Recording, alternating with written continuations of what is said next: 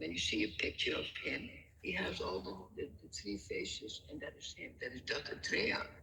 And Dattatreya um, is part of the 11th canto, where we have the recitation of what we call the 24 gurus, and this is also called the Dattatreya Gita, or it's called the Abhidut Gita. There's so many names.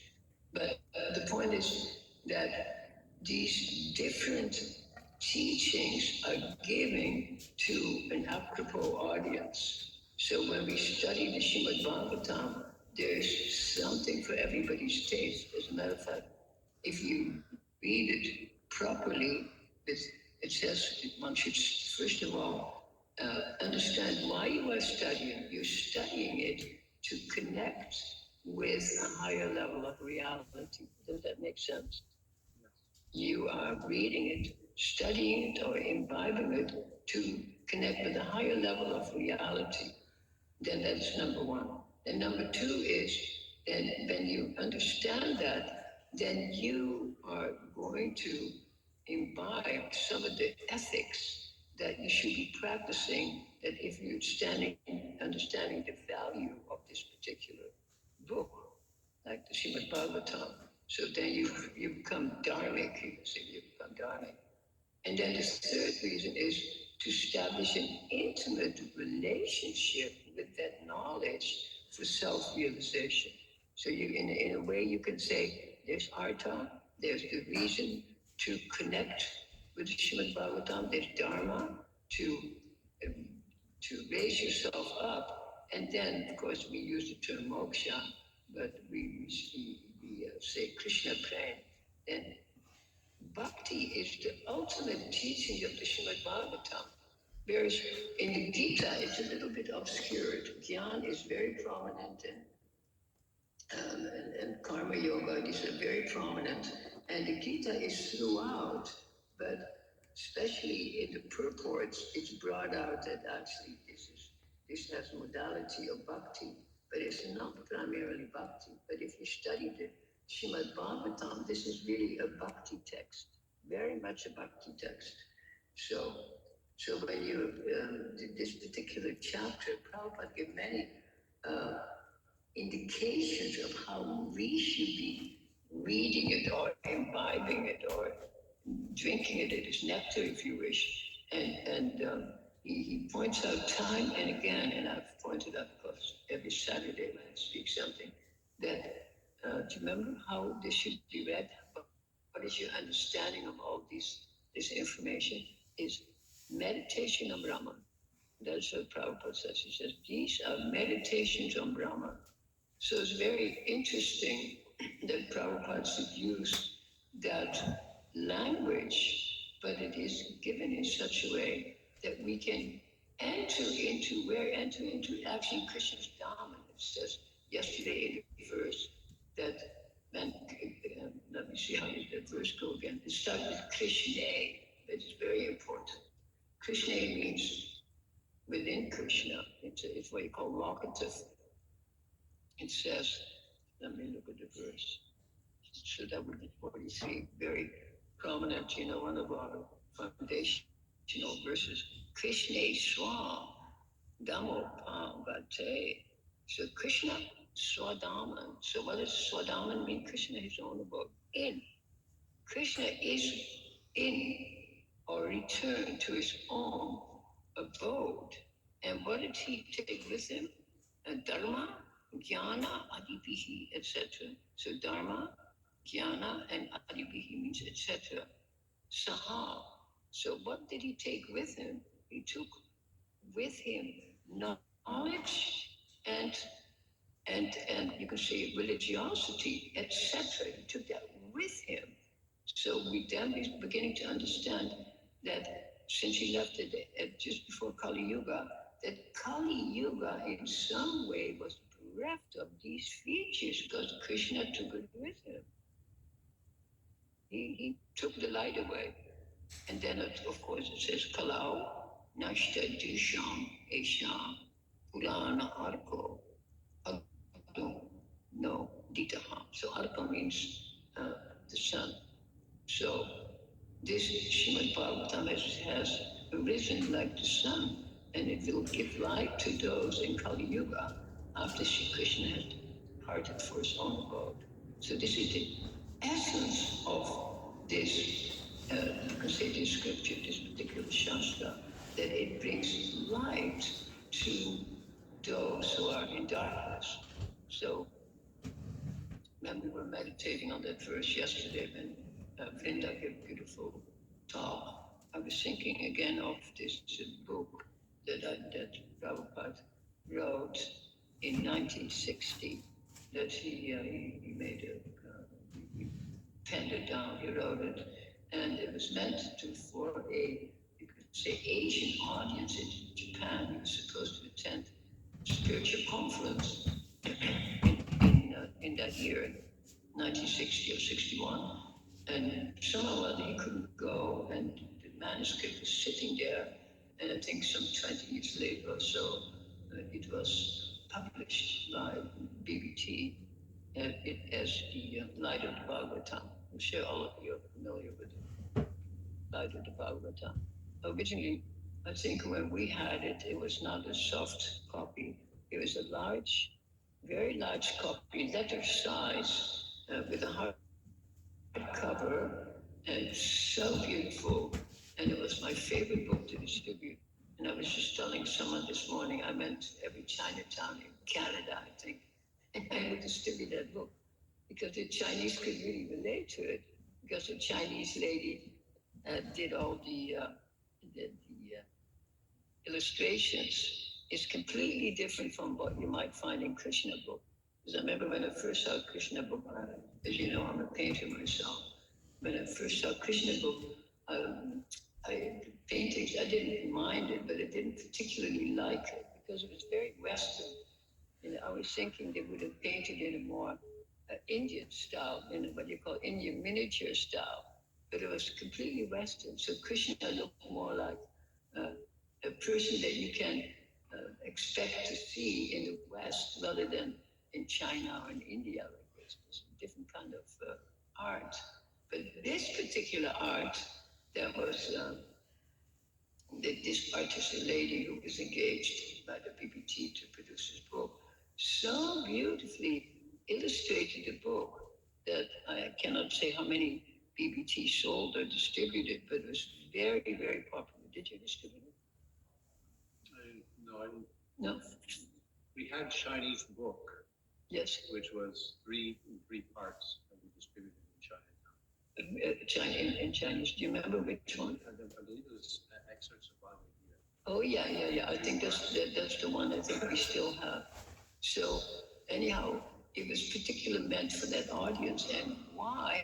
Because if you need to drink something as nectar, it cannot be tasting like poison when you start. Unless it's sweet, you're not even going to drink it. So Prabhupada used very cleverly, he used the 20th chapter of the 10th canto, which is called Autumn Season in Vrindavan, and which has all these beautiful descriptions of nature. So all these different descriptions of nature are there, and then they have a little bit of a, you could say, of a purport. They turn it around a little bit. They use it as a metaphor, and then they apply the metaphor for the teachings. So it becomes, it's not just poetry, but it's a combination between poetry and teachings or catechism that you should learn. So Prabhupada, of course, used the translation, very beautifully done, very poetic. And then he wrote interesting purports to it that was meant for that audience. And you can see something like that. It's not just alienating because it's not just preaching. I use the term preaching, teaching, and reaching. But it's also teaching in a very beautiful way, and it's also reaching by the aesthetics, by the art, by the poetry. It's very beautifully done. Actually, if you don't mind, I'll read what it says on the back of this book. It's very beautifully written. It says, "The beauty and intricacy of nature have captivated the hearts and minds of the greatest writers and philosophers throughout history. Yet even the greatest philosophical and scientific minds of our time are at loss to explain nature's deepest mystery. What is its origin? What is its purpose? In light of the Bhagavata, a commentated translation of the 20th chapter of the Bhagavata Purana's 10th canto, Srila Prabhupada presents clear answers to these perennial questions. Beautifully summed up. I was impressed. So the perennial questions are very interesting. The answer is right in this particular verse, believe it or not. The question is koham. What does koham mean? Exactly. And the answer is right here, soham. Although it's not to be intended as the answer to that famous koan, but here it is in 44 that we were just reading. It says soham va sravaya yishami. So saha aham. So the question koham means, if you take it apart, unpack it, means kaha aham. Who am I really? And that is the perennial question: is who am I really? And you cannot just study, let's say, Western psychology or philosophy, and you find out really who you are, because the definitions they give and the purports they make, they're only touching the exterior of yourself, not the real interior, because they do not deal with the Paramatma. Even if there's a question of soul, we use the word soul, um, and again, in English, it has, it has a very actually different meaning from the Atma, like soul in English, ziel in Dutch, Seele in German, all these different words. They are a completely different concept actually from the Atma, because, we grew up with that language, so you have an idea of the seal or the soul. But to detect the Atman, you actually have to hear from a bona fide teacher who's giving bona fide, of course, information.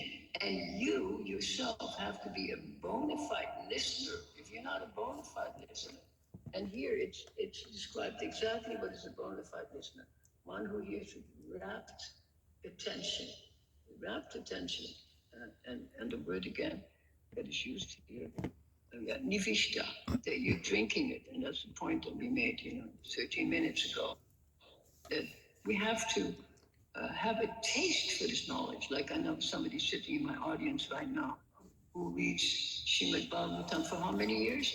That you read it with fervor? How many years have you been reading? You don't know, but it's several decades. Several decades. Yeah. So somebody sits in my audience who reads every day, 1 hour, 2 hours. How many hours? 1, 2 hours. Yeah, of course. We schedule to see how busy everybody keeps you. But I mean, this is so telling that we open it again and again. We're reading the same narrative, the same words, but every day, every time it becomes more tasteful. So this is really amazing. Then, on the other hand, it's not amazing at all. Because what is really amazing is that we can chant the Hare Krishna mantra with only 3 names and have a taste for it. And we chanted it, we cannot say ad nauseum, but ad infinitum, and millions of times. And we have a taste for it. Because that is Krishna himself. Krishna himself is the Bhagavatam. Krishna himself is his name. And on Tuesday, it's quite amazing. Let me take a look at the time. On Tuesday, I don't know why they played the Prabhupada lecture, whatever. I thought, oh my God, it's not a Kaddishi anymore. But Prabhupada gave, I don't know the number of the Srimad Bhagavatam he was speaking about. If anybody can give it to me, please let me know. But Prabhupada spoke so incredibly about this verse from the Srimad Bhagavatam. It was complete, what you call, what do you call it? Pantheism, complete pantheism. Everything is Krishna. He was emphasizing it. He says, when you drink water, that is Krishna. He doesn't say it reminds you of Krishna or tastes like Krishna or whatever. He says that is Krishna. And then he's also talking about the sun and the moon. He says the sun is Krishna. The moon is Krishna. And he didn't make any footnotes, like often Prabhupada will make many footnotes, but this particular talk. So here it says that the Srimad Bhagwatam is the sun, the Arka, which will enlighten us on our path back home, back to Godhead. So the Srimad Bhagavatam is the light of this age for this Kali Yuga. When Krishna has taken knowledge, etc., with him, says he took all these things with him. So we are bereft. So then I'm also meditating on I think I might have told some of you that I'm looking very extensively at Uddhava Gita, 11th canto. And this Uddhava Gita is a very amazing conversation, you already know, between Krishna and Arjuna, where so many sages are invoked and so many stories. And it's a story within a story within a story, as is the whole Bhagavatam, of course. But this is spoken just before Krishna leaves this planet in a manner that we never speak about. Krishna leaves the planet, so it's the very end of Krishna's time on the planet, and he's speaking this knowledge to, or not just to Uddhav, but they're speaking together. It's a mutual conversation. You can see it's very different from his conversation with Arjuna. So, and there's one chapter that deals with 24 gurus. I've mentioned it before. And who are these 24 gurus? 20 of them are all ordinary elements of nature. They're not gurus. They're the wasp, the bee, the ant, the deer, the all kinds of ordinary creatures, the snake. So, and it doesn't talk about God. When you're reading this, it doesn't say, well, this is Bhagavan in that form. There's no preaching there. But it tells you, it gives a description of the main feature of that creature, and then it tells you the sage, the Avadut, which is Dattatreya himself, Dattatreya. So Dattatreya tells King Yadu what I have learned from this wasp, what I have learned from the ant, what I've learned from the sun and the moon. And it's the most astounding conversation. It comprises something like 150 verses, 3 chapters, 11th canto, 7, 8, and 9 comprises this Tattaya Gita.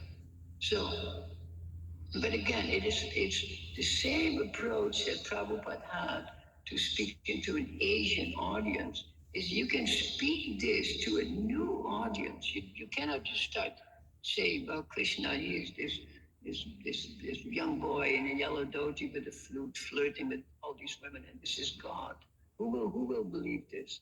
It doesn't make any sense. This is, you cannot start. This is why the Bhagavatam begins very seriously with creation, how things are created, who is the creator, and then the different avatars. It very slowly leads us to the path of the 10th canto, where we have intimate pastimes of Sri Krishna and his Madhurya Ras, which is not so much, it's not accepted by everyone. Like, for instance, Vedantins, there's quite a few copies of the Uddhava Gita that is available by Vedantins. As a matter of fact, I have a copy myself. I'll show it to you. This one, Uddhava Gita. And there's quite a few editions that you can get. And there's many editions of the Dattatreya Gita. And one of them that I was looking at yesterday, completely Vedanta, completely impersonal. You can say impersonal reading of that information.